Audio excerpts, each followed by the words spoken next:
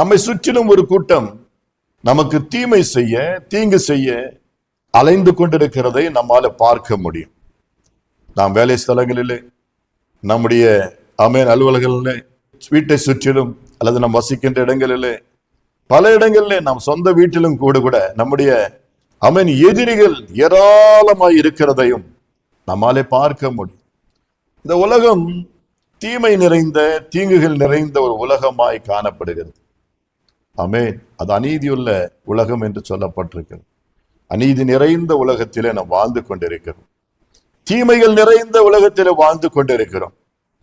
சத்ருவானவன் எவனை விழுங்கலாமா என்பதை போல, அவன் சுற்றி திரிகிறதை போல, கர்ஜிக்கிற சிங்கத்தை போல இந்த தீமைகள் நமக்கு விரோதமாக எழும்பி சுற்றி திரிந்து கொண்டிருக்கிறதையும் அலைந்து கொண்டிருக்கிறதையும் நம்மாலே பார்க்க முடியும்.